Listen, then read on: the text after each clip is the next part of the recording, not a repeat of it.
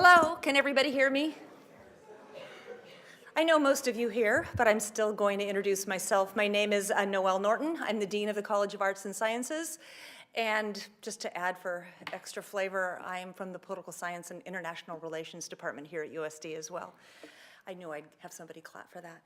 Anyway, a good evening to everyone. It is lovely to have you here for this particular event that is sponsored by the Humanities Center and the College of Arts and Sciences. It gives me great pleasure to introduce this evening's very special guest, Dr. Elizabeth Minnich. Dr. Minnich earned her PhD from the New School in New York, where she was a teaching assistant for Hannah Arendt, who is one of the truly greatest, most crucial thinkers of the 20th century. Dr. Minnich wrote her PhD dissertation on John Dewey and those characteristic Deweyan themes of democracy and education permeate all of her work.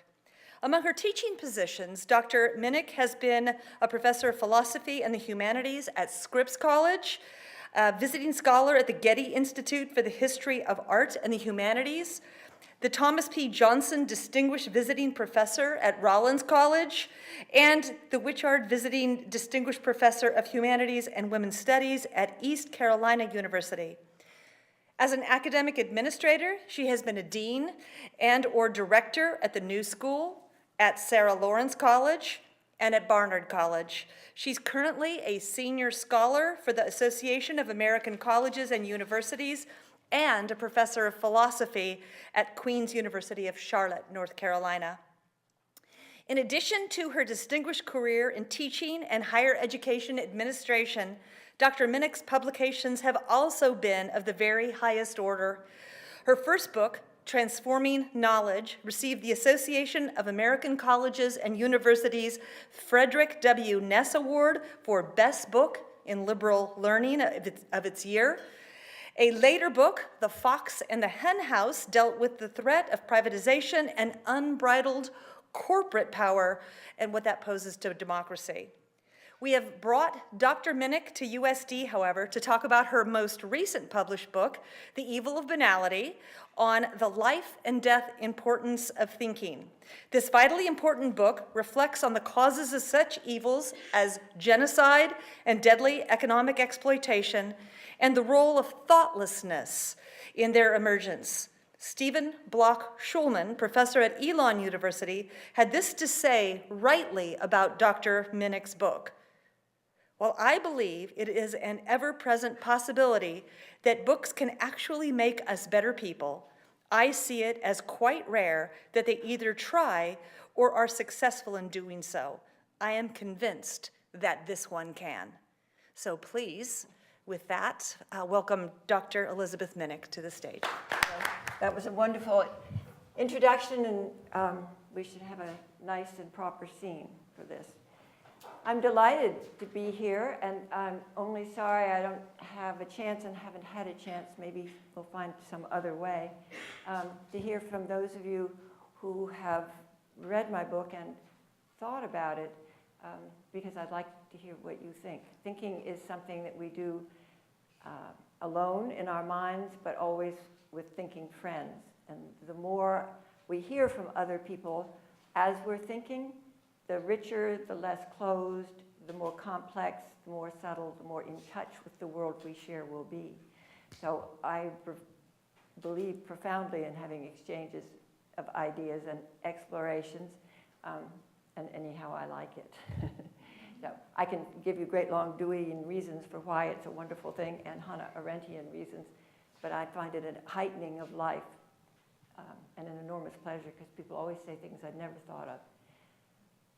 I start with that just to say I'm delighted to be here and with good people and to have good conversations, and I've already had to invite more afterwards should that happen, and to say that I'm going to tell you a little story about thinking, because I would like to break the rules or the expectations that we tend to have, some do, some don't, but they tend to be common, about thinking, which is that it's sort of otherworldly, that you, as people used to say to me when I was growing up, you think too much. And I was in my 30s, which was a long time ago, but I was in my 30s before it occurred to me that I should have said, too much for what? For whom? What do you mean you think too much? I don't live in a world in which people think too much. I don't know about you. But we say that, and people will say to me, they said it to me all my life, they said, you know, you're living in your head. I was a dancer, I was all kinds of other things, but they were saying, you live too much in your head. We have very odd notions about thinking, and one of my many purposes in doing this work in this book was just reclaim it. To say that thinking is actually heightened life and intense pleasure, and something in which there is a joyfulness that almost nothing else can give us. It's a play of the mind. The mind is in play. Specifically thinking, then I have to distinguish different modes of using our mind. And then we get more complicated. Let me back up a little bit and say, I'll tell you two stories that have to do with thinking about thinking, linked with lives, because of course thinking is linked with lives. It's not just over there and up on a shelf and you do it when you are being all head, as people like to say. The first story is Hannah Arendt. Many of you have probably heard of her. It's spelled A-R-E-N-D-T, Arendt. She's a philosopher, political philosopher, although after the end of World War II and all the Holocaust and all that happened, she would no longer call herself a philosopher. We can talk about that later. She felt like the world had fallen, that all tradition had fallen, had proved itself collapsed, gone from the world. And so she didn't call herself a philosopher anymore. What she was a thinker, primarily, also a writer. And she made thinking public. Her action in the world was the way she thought and spoke and got other people to think. And she's been enormously influential. So don't let people tell you that thinking isn't influential either, that it has no effect. She's changed things in the world by thinking publicly. Coming out of the Holocaust, the genocide, the Nazi effort to get rid of a whole race, in quotes, of people, race being inscribed culturally, socially, of course. You have to define what puts somebody in a race, what makes a race. The Nazis had set out, as you know, to eliminate Jews from the face of the earth, and some other categories of people as well, not with the degree of intensity and purpose and efficiency that they did the Jews, but the genocide. Hannah Arendt was Jewish. She was a philosophy student. She was smart enough, she had very good political judgment, to leave Germany early enough. So she survived, long story, and how she ended up in this country. But she came out of that experience. Also, when she fled, she was in France, she was in Paris, and she was there when it was occupied, and she was put in the camp in Gurs, outside Paris, which was pretty horrid when the French started interning people. So she had a really, she managed to be in places where extraordinary things that are unthinkable were happening as ordinary daily lives. And she set out to think about the unthinkable, which is an interesting phrase. She used to say that you have to comprehend reality because that's the way we are already resisting it.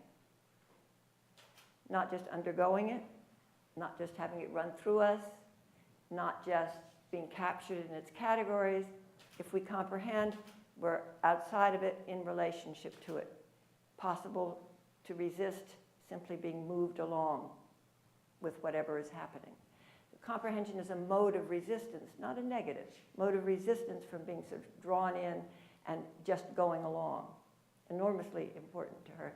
She set out to think about the unthinkable. She needed to understand what had happened, how it could have happened. And she started doing that when most people were still saying unthinkable, unspeakable. Understandably, how do you think about something like the purposeful, largely orderly administrative murder of over 6 million people? She wrote Origins of Totalitarianism. She didn't coin the word, it came from Italy, but she brought it out and gave us this category that we now use all the time. Almost immediately after the war ended, which is an extraordinary feat. She was already trying to comprehend and think about what had happened. Now, go forward a little bit. One of the main Nazis, Adolf Eichmann, who was called the engineer of the final solution, he was an engineer, and he made it possible to murder that many people. If you stop and think for a minute, murdering 6 million people is a hard job. You need more than somebody. Well, I'll get on to how many you need. You need somebody to do the logistics. We don't tend to think about that. We think of that horror. We don't think about the fact that somebody made things work. People did the work. Otherwise, it couldn't have happened. So they had captured Adolf Eichmann in Argentina, brought him back to stand trial in Jerusalem. We were working on the notion of crimes against humanity at the time. And she got herself sent to Jerusalem to cover the trial. Just interesting job for a philosopher who won't call herself a philosopher. She wanted to be around, she wanted to be in his presence. She wanted to be at the trial.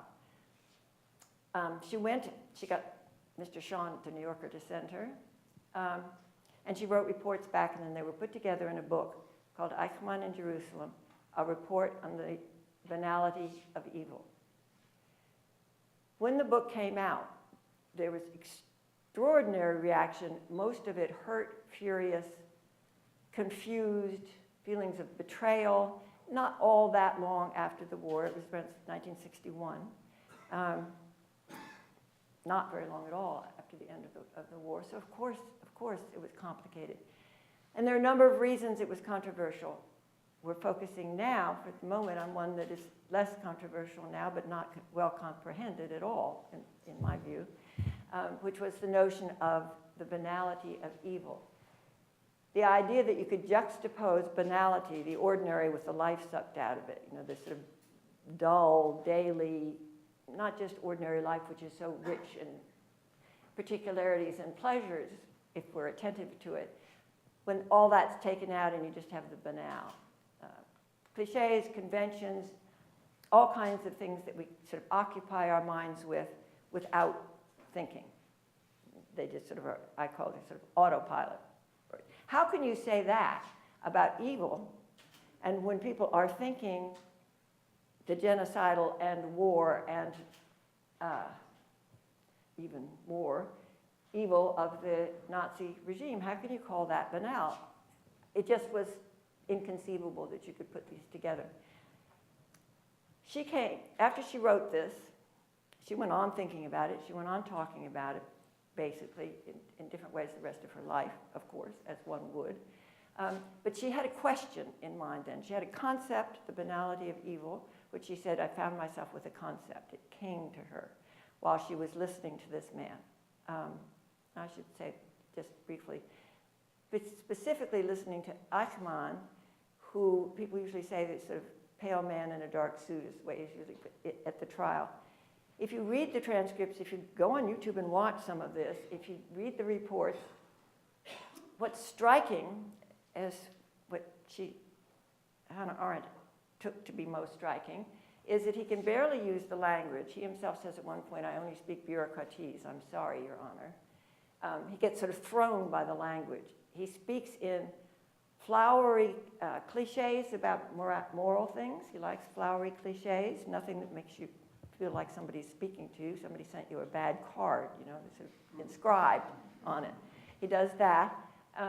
He gets confused that he's being questioned about what he did. He's willing to admit that he's a great criminal, because that's the rule, the game that's being played now. He's just shifted to being a good person in the dock. He was a good engineer for genocide before. Now he's being a prisoner. He's following those rules. He's willing to do that, but when people ask him questions about why did you do this at this place and this time and so forth, he's just kind of puzzled. And he says things like, well, but I had space in the passenger train, and I know it was everybody's luggage was there, but if there was space, I could get a good 50 Jews in there. So of course I did it. And he doesn't, she came away from that saying his only extraordinary characteristic was an extraordinary thoughtlessness and a no doubt extraordinary interest in his own advancement. he complained to one of the, I think it was a police officer, who was questioning him before the trial, great long transcripts of this. One of the things he does is to complain over and over. He's on trial for his life. He knows he's not going to live. He knows what's going on, right? And he spends a vast amount of time talking about why he wasn't promoted adequately. It's still on his mind. The reality of that time in his mind is that he had a career. He talks at one point about how Himmler condescended to him. That's in the old monarchical way. Was higher than him and was kindly enough to talk to him, take him out for a beer and so forth. And that mattered enormously to him. That was right after the Wannsee conference in which the final solution was announced, as that was now the policy. He'd been working on helping people emigrate, Jews, forced immigration, but that's what he'd been doing. Final solution was decided at the Wannsee conference. People they were going to be murdered. They were going to be exterminated. What he's talking about is going out for a beer with Himmler and the guys. Most people wouldn't call that thoughtlessness. They would say he's a monster. People still do that. They still hate the notion. And people are still writing books and speeches about how he was actually a virulent anti-Semite, and that's what was happening.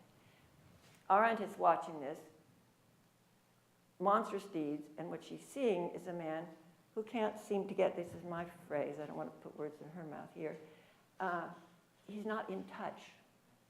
It's like he doesn't get it. We have a lot of phrases of this. He hasn't a clue.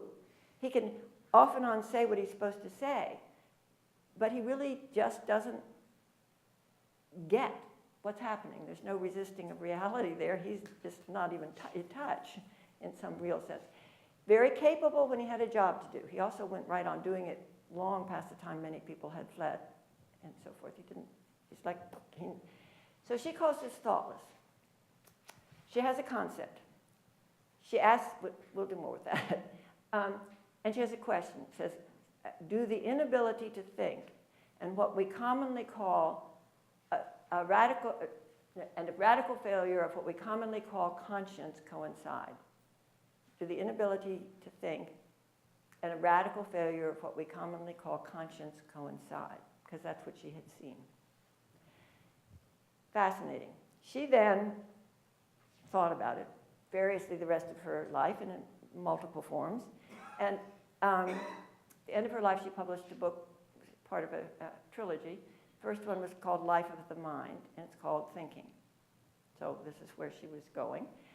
With that question, as I just posed it, is what is it, if what her concept worked, then a question is, and again, this is me,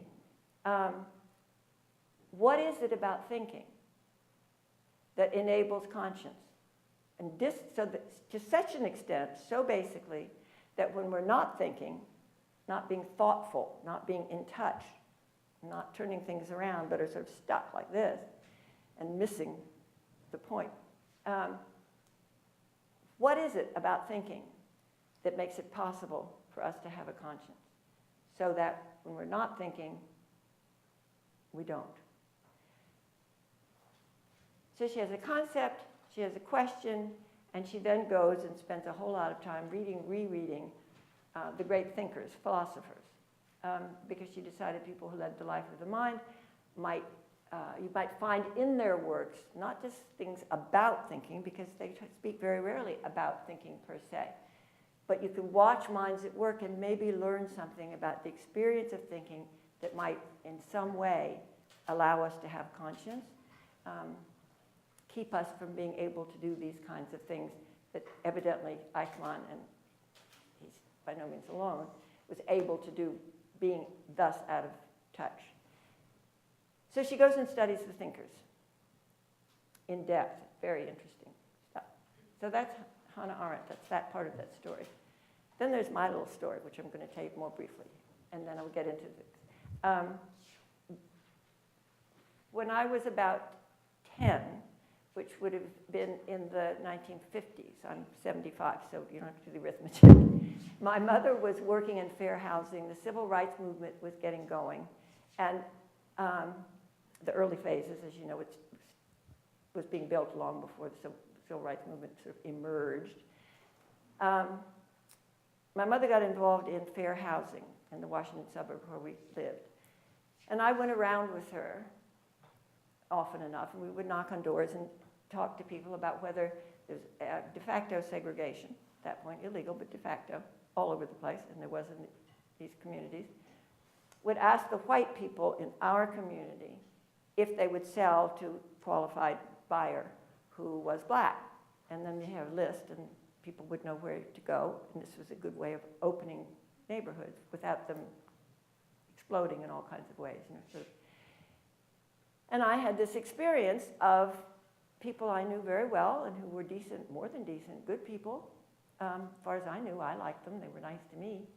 And they standing in the neighborhood and all the rest of it, most of them professionals of various sorts, suddenly turning very, very ugly indeed.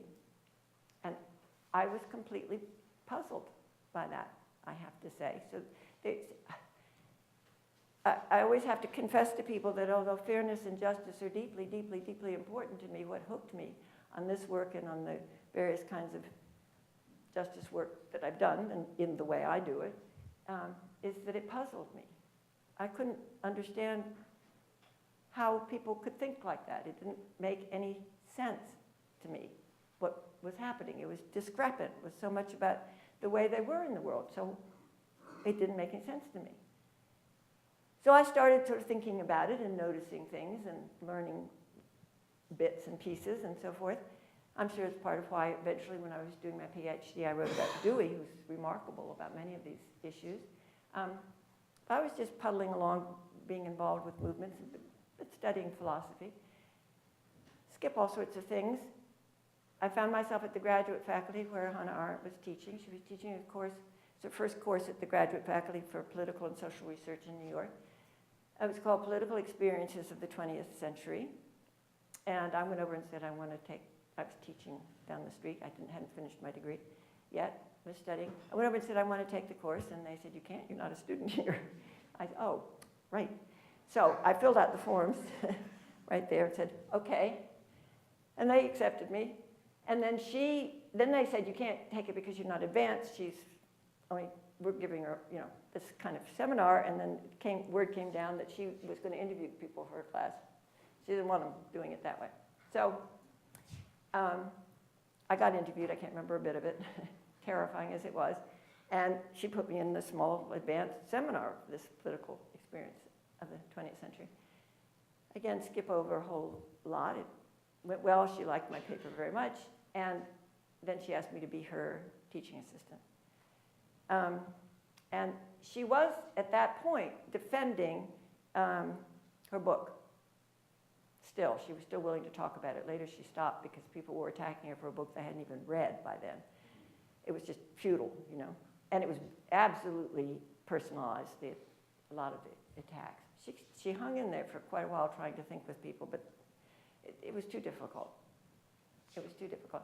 At that point, she took me with her to several of these discussions, and I sat way back there. The whole thing was terrifying. And listened. And at some point, thought occurred to me. It's sort of like I found myself with a concept that was a little turn on her concept, and with nowhere near the depth of hers at that point, I just popped to my mind, which was, I wonder if she was speaking about the evil of banality rather than the banality of evil, if people would be able to listen a little longer. If we could start talking about what is this thing that she's saying enables horrific deeds, rather than calling evil banal. Because evil is patently not banal. That's not what we mean by evil. So I thought she might actually have, so I just had this thought. Stayed back there, I did all kinds of other things.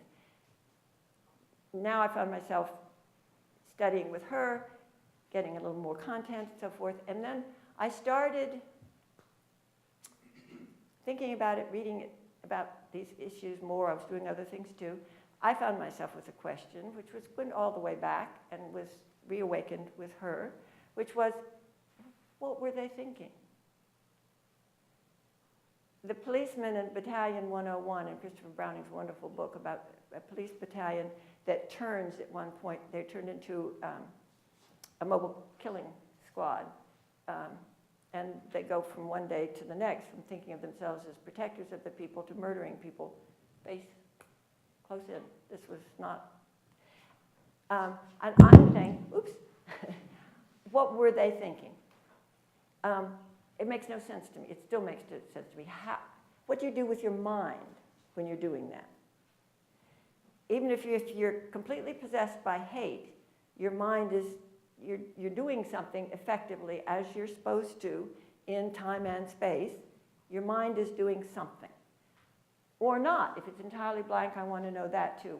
What's happening in their minds? That was my question. Hannah Arendt went off and studied the thinkers, which makes enormous sense. I found myself worrying my friends and family greatly. They still worry about this. Completely fascinated by the non-thinkers using these categories. I got completely hooked on reading interviews, sometimes novels, which are wonderful, documentaries, history books, memoirs, lots of trial transcripts when I could find them, in which enablers, perpetrators, the people who actually did things, gave some glimpse of a mind. Now, we can't ever know somebody else's mind. I can't even know my own mind, let alone yours.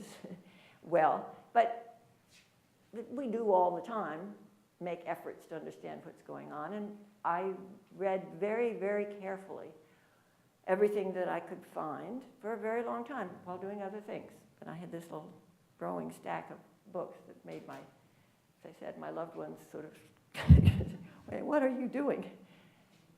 And periodically ask me how I managed it, which I can say. Part of this I needed to understand. So I had a concept, I had a question, and I had where I had gone with my question, which were the enablers, the doers themselves, the perpetrators themselves. And I started expanding. I just started with the Holocaust because there's this great literature and so forth. And then I started reading about other things, about Rwanda and about international sex trafficking and slavery, enslavement, and child labor and so forth, looking for what is in people's minds when they are doing horrific harm. Right there, doing it. I don't mean sending a drone. That's another set of interesting issues. I mean right there, doing it. What do you do with that? So I just started reading all of that. And at some point, things began to start making sense to me in ways that I didn't particularly want them to, but they did. And I will try and do that fairly quickly so we have plenty of time to talk. What struck me, I said I had a concept, which is the evil of banality.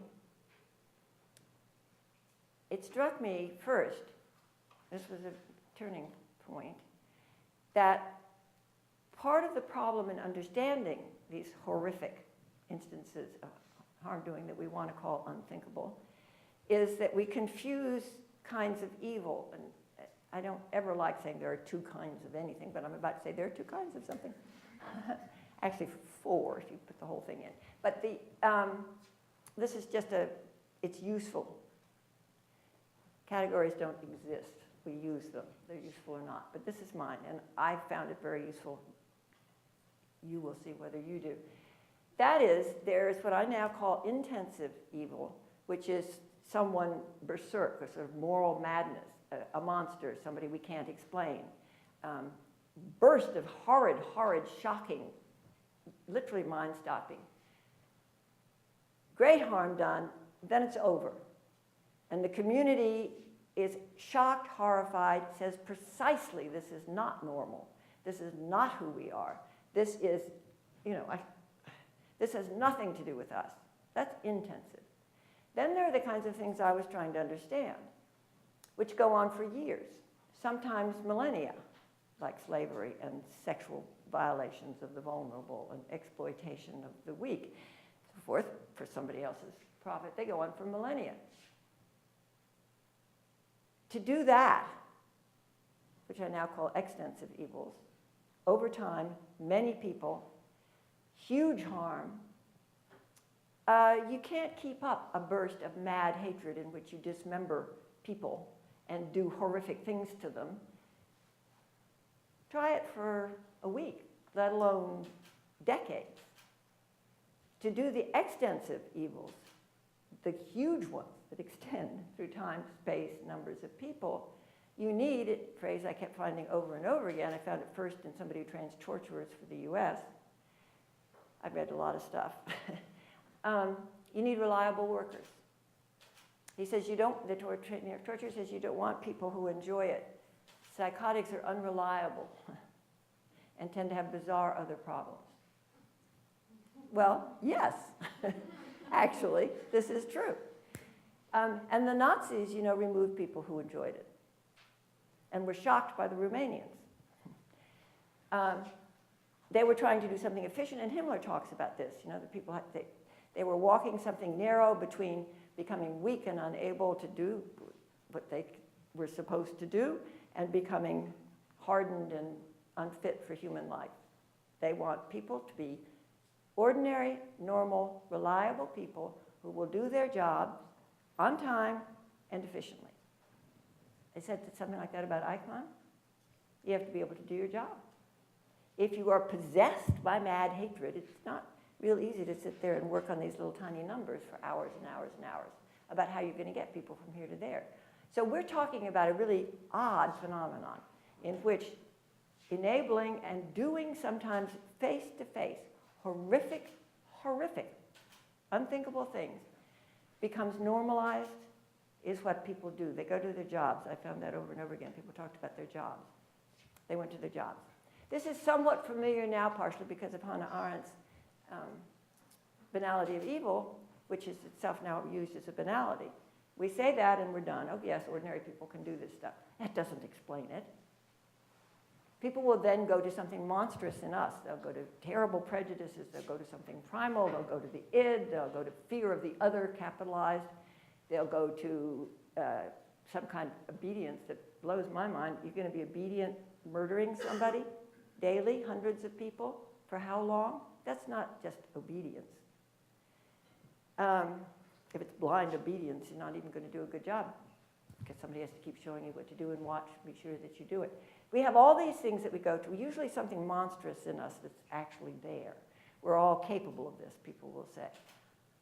I can't do that. We're still staying monstrous. We're still trying to understand the extensive evils with the categories from the intensive. And that basically lets us off the hook. The startling thing about the extensive evil is that if we don't let it happen, it can't happen. That's not true of intensive. I don't think we can do anything about the occasional, I don't know what we get better at seeing signs earlier. Extensive evils take time to get going. Whole populations have to stay. There are words for it every place where it happened. When the Nazis occupied Paris, people came to be called the attendistes, which is to say, well, we don't know that they're that bad. Let's wait and see what they do. The Nazis called a curfew when they arrived, and they took it away after a week because they didn't need it. There are phrases for self-Nazification. People adjusted themselves. That was one of them, way before they needed to. Not fearful, not obedient. It was something new's coming along, looks like it's going to be successful. And I have to tell you that the single thing that I found most often across all of these phenomena, many cultures and countries, and it would play out differently because the cultures and countries are different, was careerism. You get people would take a job, careerism, somebody? Careerism. Welcome. People would get a job. Here's where you get advancement. You get status. You get paid. There's stories like the Janjaweed in Darfur who were used, people were let out of prisons and so forth to go kill the black Africans. These are Arab. The government did that. Gave them camels, gave them guns, and often sent troops with them to sort of, because the troops are reliable, they know how to do it. There was a lot of talk about how this is the best job I ever had. This is a good job, pays well, I have status. Time and again, time and again. A little bit of greed, the Nazis spent a lot of money. I don't mean anybody got well, some people got rich, but the people who did the work, but for just a little bit more money, for a little loot, for that apartment that you like better, you'll turn in your neighbor. Would I have believed this? No. History says that's what happens. Over time, it becomes normalized, and people start joining in before fear can explain it. And they were not walking around beforehand hating each other. They were neighbors in many cases. They knew each other. In Rwanda, people had mostly the same religion, spoke the same language, had been intermarrying for some time. History of difficulties between people, yes, indeed. But when I gave a keynote at a conference on genocide, big Rwandan delegation, which made me want to go home immediately, as you can imagine. I'm going to talk to Rwandans about a genocide. And at one point, when we were talking afterwards, I said, so how did you know who was Tutsi if they weren't, you weren't in your neighborhood? And there were 2 or 3 people there, and they said, oh, we knew them. It's a very small country. Mostly they were our neighbors. Okay. And they talked about doing their jobs. They would get up, get up in the morning, get ready, go out, put their team together, go do their killing, come back, share some loot, go home, have dinner. For 3 months. Okay, so there I was with this stuff that is very difficult to look at, the upside of it being can't happen without us, and needs to be stopped early. Later it's much harder. Then you have martyrs and so forth fighting, and there are all kinds of terrible things that can happen. Early, when people stood up even against the Nazis, they would back off. As a matter of fact, I've got some of those stories. So I ended up with, yes, actually, people who are not thinking are capable of anything. I didn't find vast hatred regularly. I didn't find monstrous selves coming out. I found people being banal, going on about business as usual, people who have been perfectly good under a decent enough order. There aren't enough moral monsters out there to do something for that length of time. You can't sustain it for that length of time. And you can't get it started instantly and terrorize people. So what you do is you gear into things that are somewhat normal and that motivate people and are maybe fine most of the time, and people will adjust. Some don't, always. And I have that in the book too, and I'm going to focus more on that. Wonderful. My book is not worrying my book's not worrying my family as much anymore. I have some wonderful stories. There are a lot of such instances. So I think I will wrap it up this way. I was left with the thought that people, all of us, when our minds are occupied in some way that keeps them from being in communication with what's happening, with other people, with our context, with what's before our eyes, if we've got categories in mind, if I only see you as something or other, and nothing you do breaks through that, I'm not thinking about you. I'm thinking about a category, and I'm imposing it on you. I'm not thinking. I'm just doing categories. That's one. But it doesn't even have to be that.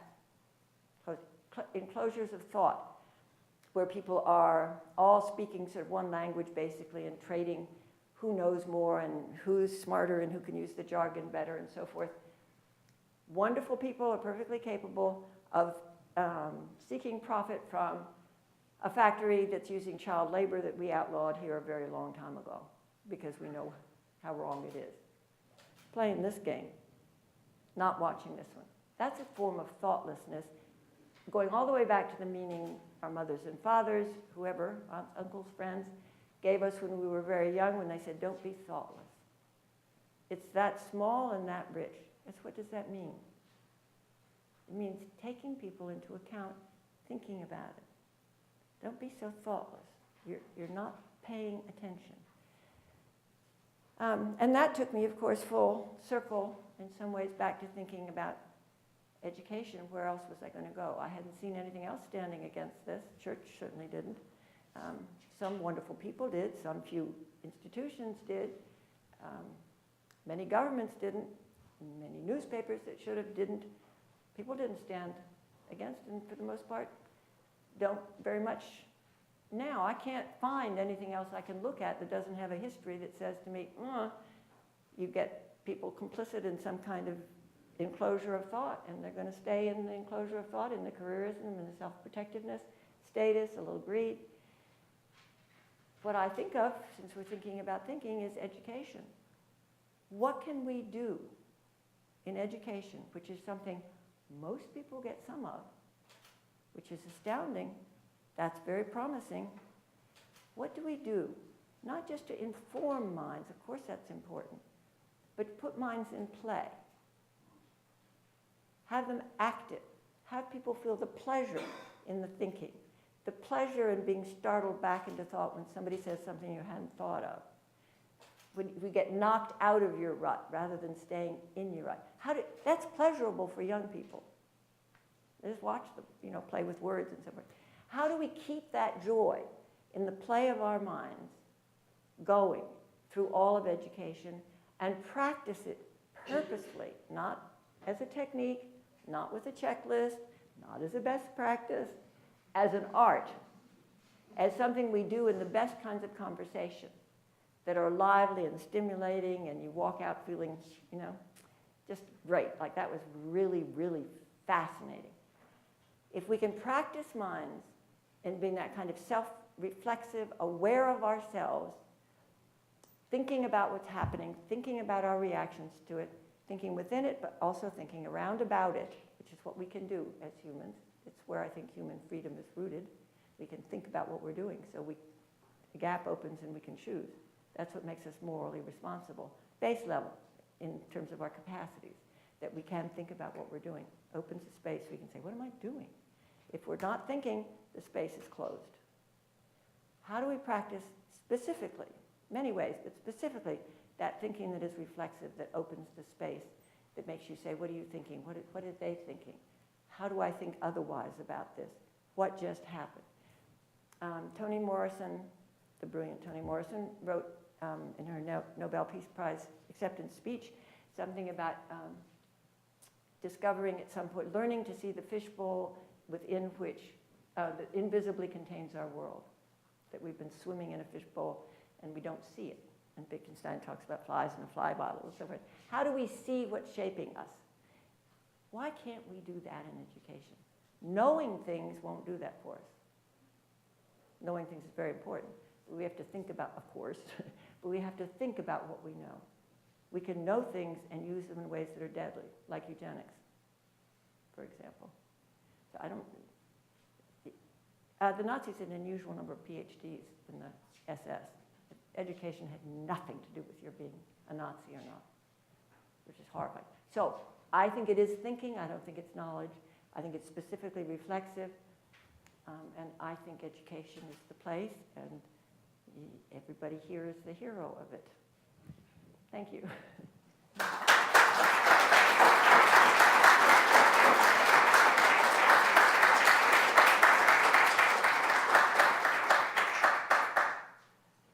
I get to get my water now.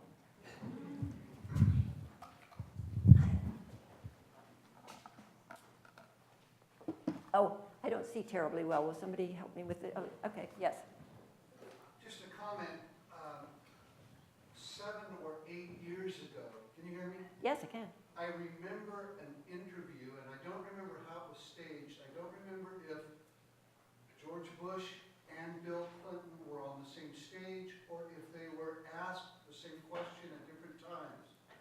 But the question was, looking back over your terms as president, do you have any regrets? And it was amazing, not so much in the content, but with the rapidity with which they answered. The first one said, and I won't mention any names, but said, I have no regrets about my presidency. And one of them said, without, I mean, it was just as soon as they asked was, and I don't know if he had more time to think about it, but the answer was, even though I'm no longer president, I still lose sleep over my inaction in the Rwanda crisis. haunts me and will haunt me. And it was so stark in the contrast of examination and expression. And I don't know if you heard that or excuse me, or recall that. It's somewhere in the back of my mind, but I've carried it for 7 or 8 years. Yeah. It's familiar to me. I don't know where I got it. It sort of got in my mind. And I also remember George W. Bush saying, I'm not a reflector. I mean, he actually said that. And I thought, oh, really? Okay. Well, that's the man of action. That's another, we think, and it's in, I have a friend who's written a piece for this, a next book that's coming out shortly, taking off from my book and doing things with it, who writes about Macbeth. And there's that line in which Lady Macbeth says, consider not so deeply. Says, you're unmanning yourself. And then she gives him some sort of cliches that he's supposed to live up to about being a proper man. And both mindsets rise to the same level of occupation. It's really amazing to think that the two leaders of the free world sitting in the same office can have It's such fascinating. different perspectives. And of course, then we see more recent events unfolding, but it's interesting. Yeah, and it reminds also of one of the reasons we have issues, when I started by saying our notions about thinking. It is true. In the South, where I come, they say, think long, you think wrong. Or sort of so educated he can't think anymore. That's another one. I actually can agree with that one sometimes. But if you consider too much, you can turn into Hamlet, if we're going to do Shakespeare. So it's not that, experientially there's something there.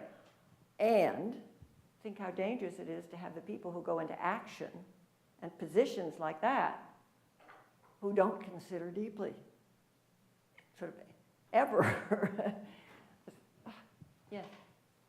Okay, I'm sorry, there's two of you. Professor Minnich, would you say that the economic condition of man is the primary driver for evil? Your thoughts? I'd say human. Other than that, I'm with you. I'm not sure we're exempt, much as I might like it. It's interesting. The short answer is no. I'll try and keep it not too long. Response behind that is, I think what happens with the economic driver is sort of what I was saying with career status, a little greed, not even necessarily big greed, that there is something about having a substitute for genuine influence, which money can give you. You can buy people's attention. The sort of magic of economic, just money for the moment. The magic of money is kind of like our old Arabian Nights magical powers. I think it's a huge temptation because it makes things happen that we want. I also believe we see many, many, many instances in which it's not the primary driver. It's kind of like all those years they had theories of, well, there was sort of rational explanations. Economic behavior was supposed to be according to decisions made by rational man. Somebody just got a Nobel Prize for saying, no, actually, we don't always make rational decisions economically. And I thought, really? What a surprise. But one of the things that I think happens is that we get a notion of this is primary because we're only looking at a few people and a few kinds of people. I think there are a lot of people out there who don't get studied, don't get taken into account. For many years, part of the framing that I started with, I guess for many years, that included a lot of women who were making decisions for other reasons than economic calculation, for all kinds of reasons, but weren't being studied by economists and political scientists in the same way, so forth. So once we've studied more of humankind than we have for a very long time, because there's so many got left out, excluded, devalued, and looked at situations where people made different choices from the ones that the sort of models give us, so they don't ever show up. I think we'll find that that's sort of one of the ways, one of the languages of our seeking. Not sure what it is. I think it's a false sense of being alive. I think people who feel intensely alive and who are deeply involved in the wonders of ordinary life, by which I just mean daily life, it could be an extraordinary ordinary life. People who don't need a lot of external stimulation and sensation to find some kind of meaning, because there's meaningful things around them and their mind helps them find meaning. I don't think you'll find that economic drivers are the primary ones. I think that's a failure, not a description. And who knows? There's one over in the corner. Thank you. Oh, thank you very much. Yes, okay. In terms of what's happening today, we're speaking of machine learning, we're speaking of internet-driven communication, artificial intelligence, this whole array of different choices that people now are being offered. What do you think that's doing to free thinking, to human thinking? When we're talking about artificial beings now, we're not talking about human beings, we're talking about systems that are somehow taking the thinking away from people with smart gadgets, et cetera, et cetera. What do you think that's done to communication, one, and to the capacity of human beings to be able to think freely today? Well, there are people who've studied that in depth in ways that I haven't. I've observed. Let me say something that's a little more optimistic than I actually feel, or that I see in many of the analyses.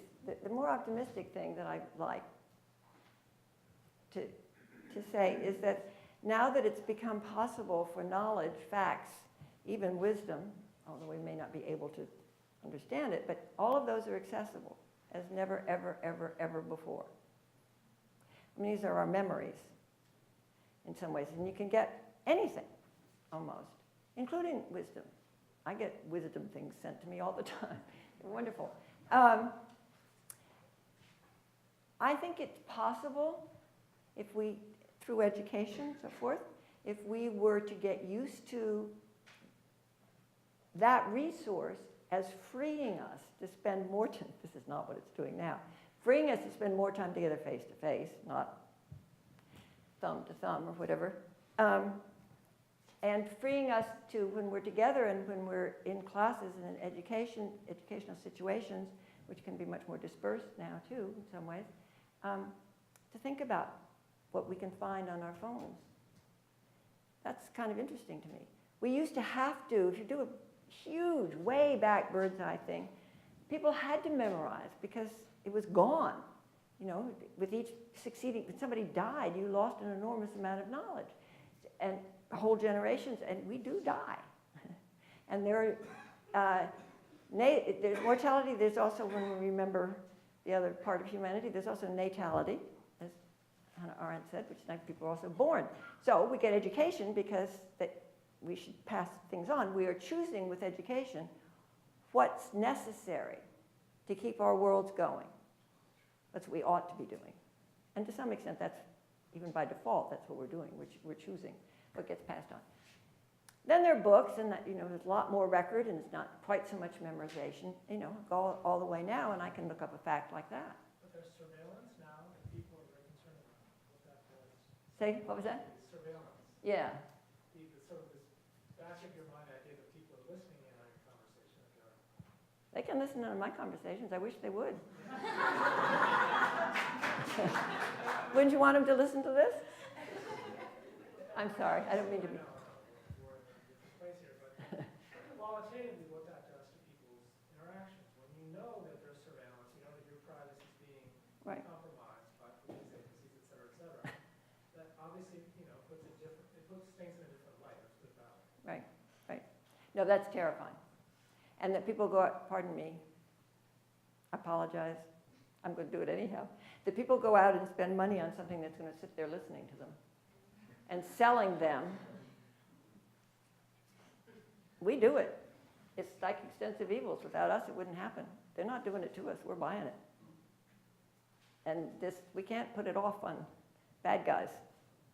we didn't buy it, wouldn't happen. Particularly this stuff. And that's when I sort of got off of I wasn't on it anyhow. No, it's absolutely terrifying, of course. And I don't give up entirely yet, because the possibilities of thinking across all kinds of barriers and being freer to think and not having to just sort of memorize and master things so we have it and pass it on that way to be sure that it gets passed on. Although I don't trust the cloud, but never mind. It's a difficult, difficult time.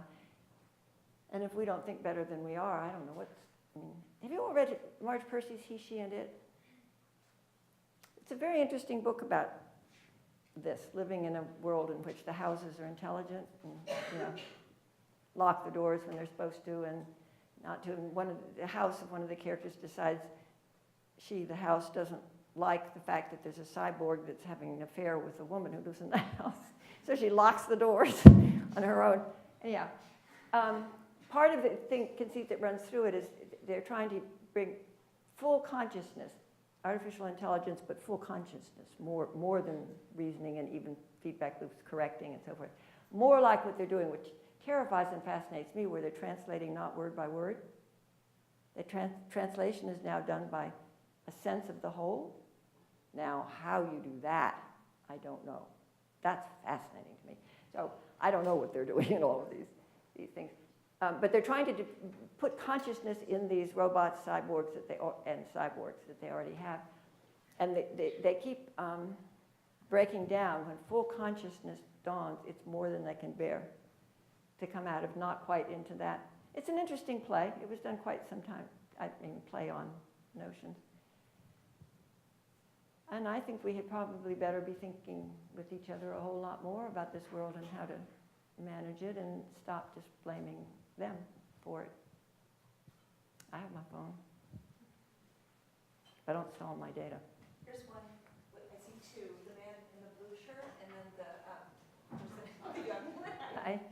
Thanks for your talk. I had a question on your thoughts about the role of shame and how people respond to shame in organizations. And the reason I ask is I work in an organization and at one point I had a couple 100,000 employees, and I've witnessed not obviously tremendous acts of people, but masses of people being sort of swept along and doing things that they may not be proud of.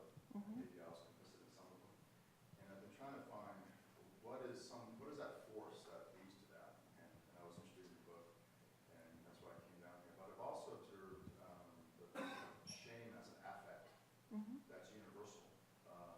That people are trying to assuage that by careers and affirmations and approval of superiors. And I was just wondering how you think shame reflects this explanatory force of thinking that you're calling out. That's interesting. Did you have another thought right there, that some way that it does? You said you've been thinking about this. Well, my observation is that shame so far explains, it is an explanatory force behind every model of leadership I've ever read. If I really look at what holds organizations together and causes people to move along, sometimes in ways that's not positive, I can see that our resistance to the affect of shame, how that feels, is a driver. And we assuage that by achievement, credentials, listening to our boss, superiors, going along with our friends. It's been to me a universal explanatory force. But I also have been drawn to your work also as another force. So I'm just wondering if you've thought about shame and how it integrates with your thinking. I haven't done it recently in this context. I used to think about shame and guilt. I'm interested in guilt specifically because the sense of guilt, as I understand it, is I could have done otherwise. It's a sort of, I'm guilty. Maybe I did something, maybe I just should have done something, maybe I didn't, but there's a sort of awareness of self that says, no, you're guilty. And at one point, Karl Jaspers, who was Hannah Arendt's teacher and friend, wrote a book called On the Question of German Guilt. Long story there. It's a fascinating fascinating book. He went back to Germany right after. He had to flee because he was standing against them and he had a Jewish wife.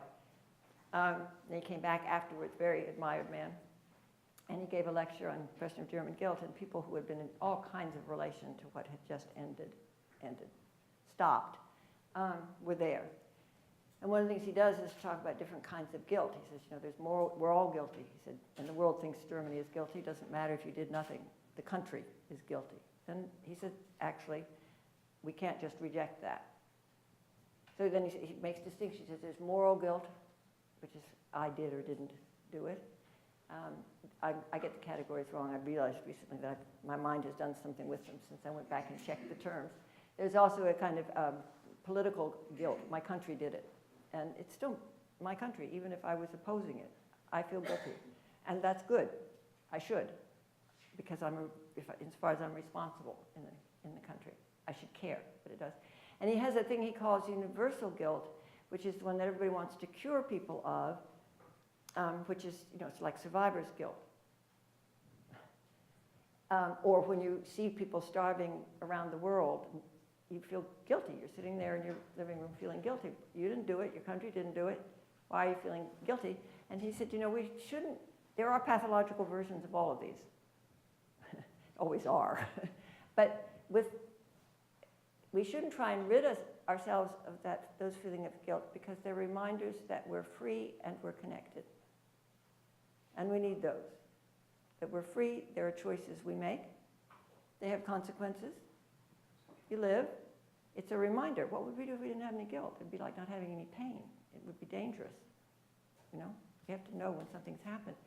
And including the universal, he said, that reminds us that there is something that we care about, that we share across all of these differences. Not to feel that. Not to feel somehow implicated. Why would we want to not feel implicated? The question is what we learn from these, what we do with these, what we make of them. So I thought that was very interesting. I did less with shame. I took shame to be when we're caught out, when we're afraid of being seen as wrong. You blush when you're ashamed. Somebody's seen you, you know, in the toilet or something. Or you did something bad and they saw you do it.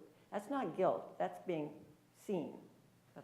And you shame people when you put them in the stocks, like they used to be done. And everybody sees that you, and the scarlet A, all that. You do, so shame is other people seeing you, insofar as, again, any of these things are firm. So I would go from shame to, because that's when something's, it will play in a lot of different ways, but I go to shame when I think about the fact that we're social creatures, and we need other people to speak with and to make meaning with. And when we find ourselves at odds, too much at odds, too often at odds, with the people who are sort of, we think with,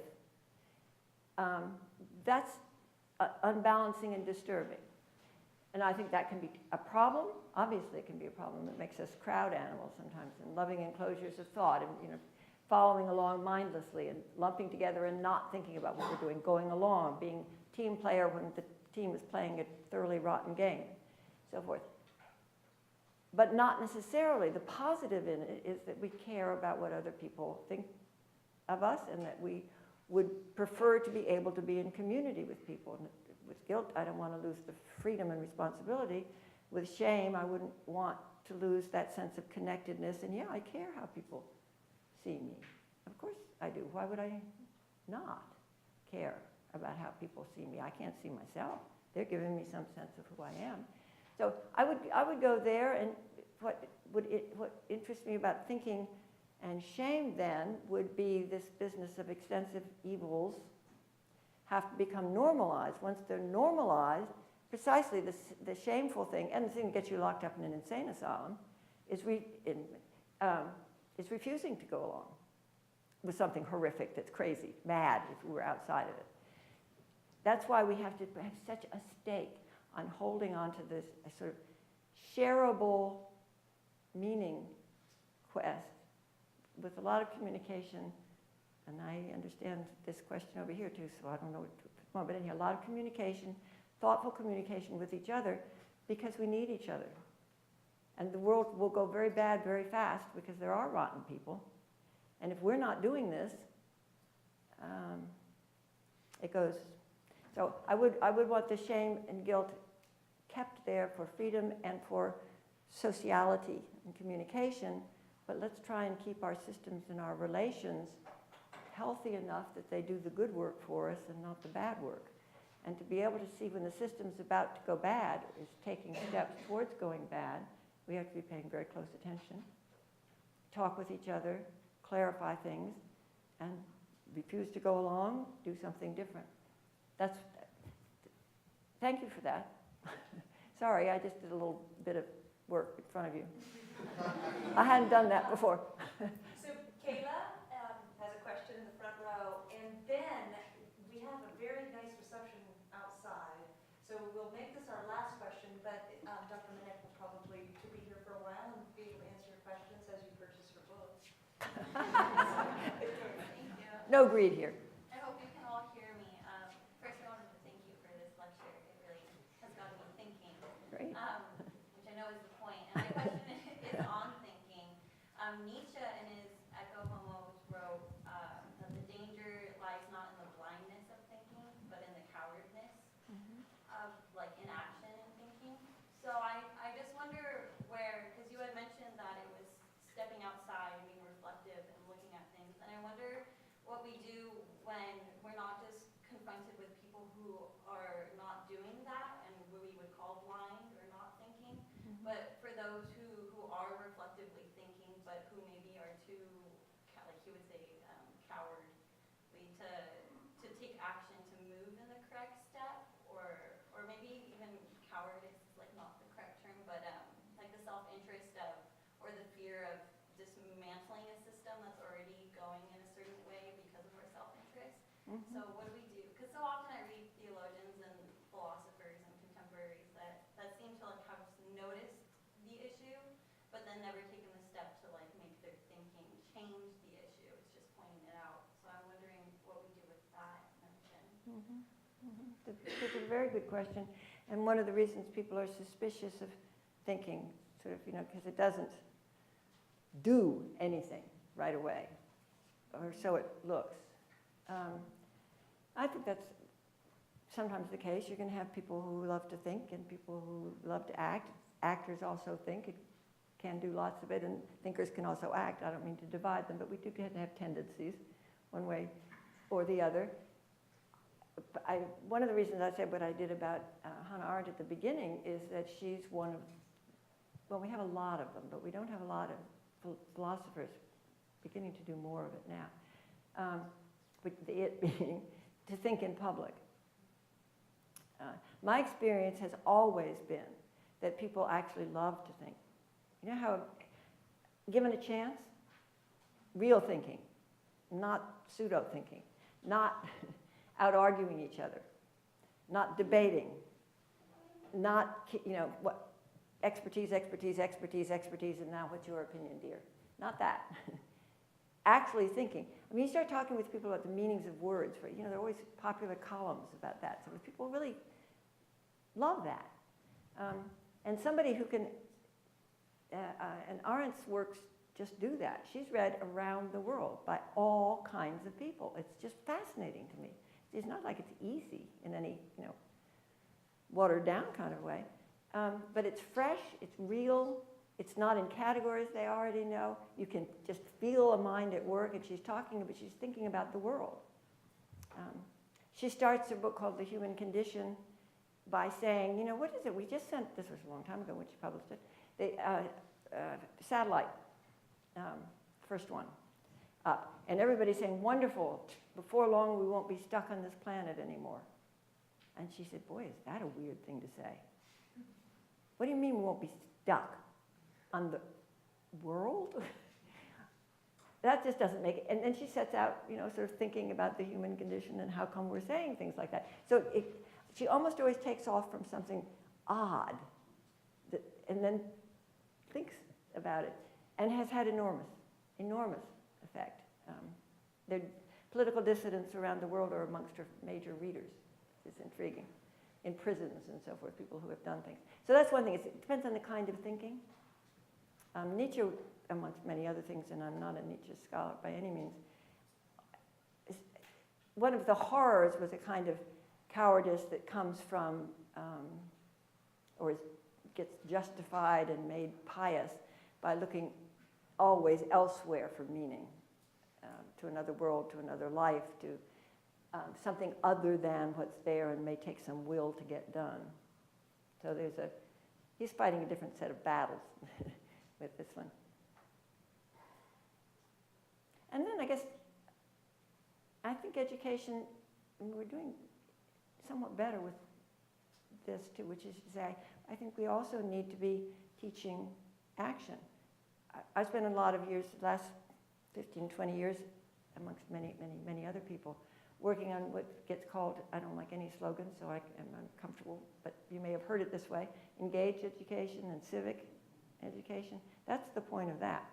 If people discover the joy of acting, aren't scared of it, have experience with it, very much like thinking, it opens your world. I did a project at one point for the Kettering Foundation. We gathered a whole bunch of people who were active in all kinds of things and got to just ask and I'm married to one of them, so I also did that. We did ask all kinds of questions and so forth and just did a lot of listening about why and what they got from it. And they would start by talking about its wearing, you get exhausted, you lose much more often than you win, and you have to be very committed, and you have to always be raising funds, and you have lots of this. And then you ask questions about campaigns, things that they've actually done. And one of the things that I noticed was that pretty soon people were sitting up and talking like this, being a lot more animated. And I ended up writing a paper on the pleasures of politics. So you're not supposed to say, I love politics. People think you're sleazy in some way. We need to do something about the pleasures of acting and appearing before other people, which used to be considered a wonderful thing to do and a way of coming to know yourself. And then cultures that Nietzsche didn't like much, amongst others, came along and said, no, you should not appear. You should always be, it's terrible for people. And we get shame cultures. We also back up. In the cultures that thought about things like glory, which we're not supposed to, what's wrong with shining forth? Being amongst people. Being, as Quakers say, a weighty friend. It's like that notion. Where somebody just, because of what they do, becomes somebody people look to. So we need to do both of these education, and they need to come together. The going out and acting and so forth has to be reflective, or it's useless, even dangerous. And the thinking, why not? It can be about something or other. I have more to say because I'm not getting anywhere. These are two free capacities of humankind. We need to be very careful to keep them free because we keep narrowing them. And anything that challenges and practices them as expressions of human being is a good thing. Almost anything. That's dangerous. We should end before I say something dangerous. Thank you, Dr.